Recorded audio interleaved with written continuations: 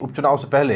सियासी दिग्गजों की मुलाकात चर्चाएं बढ़ा रही है। डॉक्टर किरोड़ीलाल मीणा की बीजेपी प्रदेश प्रभारी से मुलाकात हुई है। प्रभारी राधा मोहन अग्रवाल के दिल्ली आवास पर यह मुलाकात हुई और उपचुनाव को लेकर ये दोनों के बीच चर्चा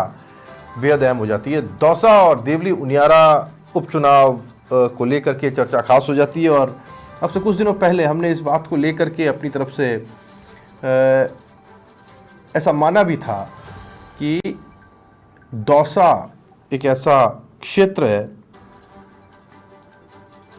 तो वहां किरोड़ीलाल मीणा महत्वपूर्ण रोल अदा कर सकते हैं और क्या किरोड़ीलाल मीणा को साधने के लिए दौसा का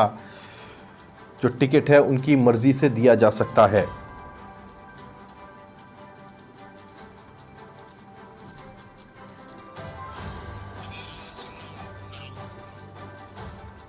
अधिराज सिंह नरू का समाचार प्लस संवाददाता हमारे साथ जुड़ गए, जानकारी उनसे लेते हैं। अधिराज, अभी कुछ दिनों पहले सुबह का वक्त था, मेरी आपकी बात हो रही थी और तब भी हमने दौसा के संदर्भ में, देवली उनियारा के संदर्भ में बात की थी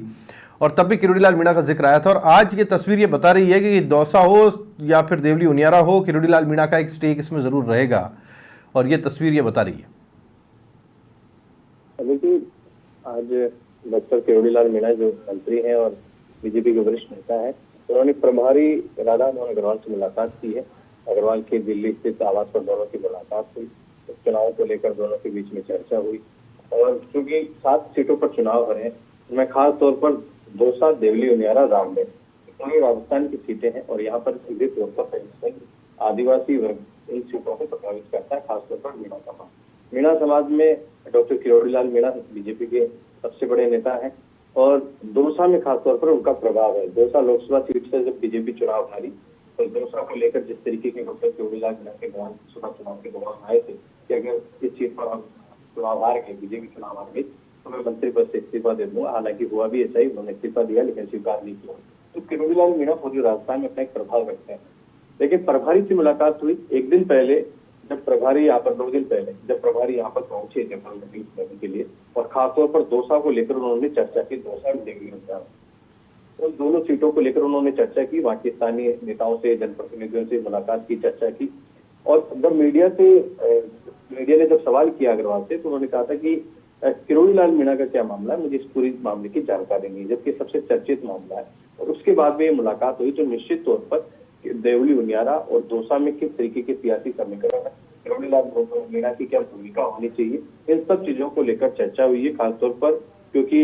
इस पूरे मामले में जो उनके इस्तीफे से जुड़ा मामला है उसका भी हस्तक्षेप होना चाहिए, उस पर भी जो कह सकते हैं कि स्पष्टीकरण होना चाहिए लोगों के बीच में, क्योंकि आप दौसा चुनाव लड़ने जाएंगे और उसमें किरोड़ीलाल मीणा की भूमिका नहीं हो, उसकी चर्चा नहीं हो, ये हो नहीं सकता। इसलिए इस पूरे मामले का हस्तक्षेप भी करना होगा और क्योंकि उनके भाई जगमोहन मीणा वो भी दौसा से दावेदारी कर रहे हैं, मजबूत दावेदार है। लोकसभा से भी उन्होंने टिकट मांगा था, खुद किरोड़ीलाल ने भी उनकी पैरवी की थी और अब वो विधायक का टिकट मांग रहे। ऐसी स्थिति में तमाम मुद्दों को लेकर दोनों नेताओं के बीच चर्चा हुई है, टिकट की दावेदारी को लेकर, भाई के टिकट की दावेदारी को लेकर और उनके मंत्री पद पर वापस आने को लेकर, उनका जो पदभार संभालने को लेकर, क्योंकि प्रभारी अग्रवाल इस बात को बखूबी समझते हैं कि पूरी राजस्थान में किरोड़ीलाल मीणा की क्या भूमिका है, कितना उनका प्रभाव है और उनके प्रभाव का किस तरीके से वहां पर फायदा उठाया जाए। और इस जो ये मंत्री का पूरा मामला है, मंत्री पद की स्थिति से जुड़ा, इसका भी हस्तक्षेप होना चाहिए। समय आ गया क्योंकि आप चुनाव के बाद में इस तरीके का इस्तीफा हुआ, फिर अब आपके सामने चुनाव आ गया, तो एक चुनाव से दूसरे चुनाव में आ जा रहे हो, जब तक इस मामले का समाधान होना चाहिए। हर एक पार्टी की, हर एक संगठन की ये कहीं ना कहीं जिम्मेदारी भी होती है कि सही समय पर सही चीज का निस्तारण होना चाहिए। तो मुझे लग रहा है कि अब बहुत जल्दी उनके मंत्री पद को लेकर भी इसका भी निस्तारण होगा। और उपचुनाव में जिस तरीके से बीते कुछ दिनों से बीजेपी कहीं ना कहीं जिस अग्रेसिव भूमिका में नजर आ रही है, खासतौर पर हरियाणा चुनाव के बाद में, तो बीजेपी पुरजोर तरीके से, पूरी तरीके से उपचुनाव की इस जंग में उतर चुकी है और खासतौर पर प्रत्याशियों को चयन को लेकर भी कल कोर कमेटी की बैठक हुई। तो कहीं ना कहीं आप कह सकते हैं कि बहुत जल्दी किरोड़ीलाल मीणा के मंत्री पद के इस्तीफे को लेकर भी कुछ फैसला होगा और उपचुनाव को लेकर भी बीजेपी जल्द ही कुछ जो तमाम प्रत्याशियों को लेकर चयन करवाता है वो भी स्थिति स्पष्ट होगी। जी बिल्कुल, बहुत शुक्रिया आपका अधिराज इस जानकारी के लिए। अधिराज सिंह नरू का समाचार प्लस संवाददाता डिटेल में जानकारी हम तक पहुंचा रहे थे। बड़ी कमाल की तस्वीर है ये, आप देख पाएंगे किरोड़ीलाल मीणा